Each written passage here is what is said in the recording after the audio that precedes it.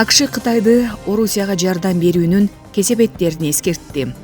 АКШнын улуттук коопсуздук боюнча кеңешчиси Джейк Салливан 14 мартта Римде Кытайдын улук дипломаты Ян Цзечи менен жолугуп, Бейжинди Орусияга аскердик жардам көрсөтүүдөн этият болууга үндөдү. Бул тууралуу Америка авазы кабарлады. Октябрда Цюрихте өткөн жабык кеңешмеден бери Салливан Цзечи менен биринчи ирет жолукту. Салливан Кытай дипломаттарына Бейжин Орусиянын Украинага каршы агрессиясын колдосо, Кытай эл аралык оочолонтууга алып келген чараларга кириптер болорун эскерткен. АКШнын дипломаттары соңку 2 аптадан бери Кытайга Орусия менен болчу соода жүгүртүү, жаңы технологияларды алмашуу алакасына оор кесепеттерин тийгизерин жана Кытайга санкциялар салынышы мүмкүн экенин эскертүүдө. Орусияга экспортко коюлган чектөөлөрдү этибарга албаган кытайлык компаниялар өндүрүшүнө керектүү америкалык жабдуулардан жана программалык камсыздоодон ажыратылышы мүмкүн деп билдирген өткөн аптада АКШнын соода министри Жина Раймондо. 13 мартта АКШнын расмий өкүлдөрүнүн Рейтер агенттигине билдиришинче, Орусия Кытайдан аскердик техника жагынан жардам берүүнү сураган. Мындай маалымат Батыш Штаттын сыздануу жаратып, Кытай менен токтоосуз түрдө сүйлөшүүлөрдү жүргүзүп, аны мындай ниетинен кайтууга чакыра турганы айтылды. Салливан CNN телеканалына Вашингтон Бейжинден Москвага ыктымал экономикалык же аскердик колдоо көрсөтүүсүн тыкыр көзөмөлдөп жатканын билдирди.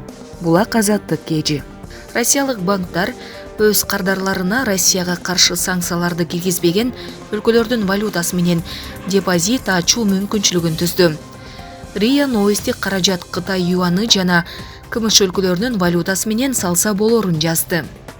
Альфа банк уюлдук тиркеми аркылуу юан түрүндө эсеп ачууну баштаганы белгилүү болду. Ал эми ВТБ 100 юандан баштап каражат салууну сунуштайт. Эң жогорку жылдык коюму 8%. Солидарность банкында 500 же болбосо 20 000 юандан баштап эсеп ачууга болот. Мындан сырткары АТБ, Приморье жана УБР банкыда Кытай валютасы менен эсеп ачууга шарт түзгөн. Тинькофф банкы каражатты юан түрүндө эле эмес, Азербайжан манаты, Беларусь рубли, Казак теңгеси, Паенин дирхамы, Түрк лирасы, Индия рупии, Армян драмы, Гонконг доллары жана башка валютада салууну сунуштайт.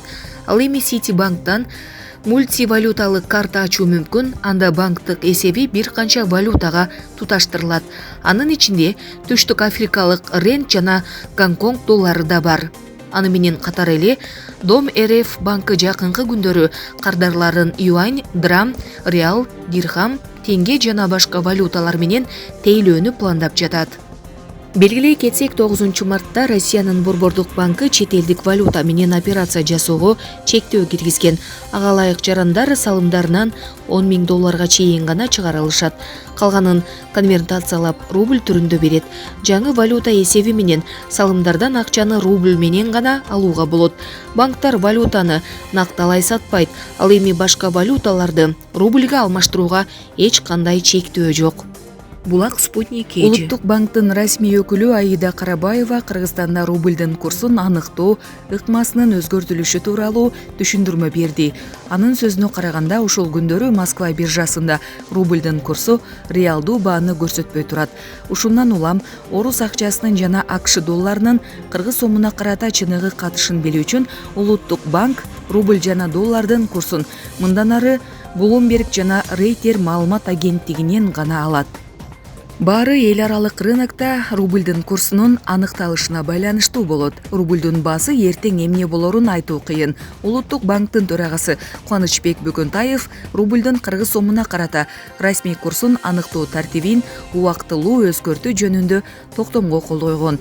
Ага ылайык сом менен рубльдин курсу мындан ары курс ыкмасында аныкталат.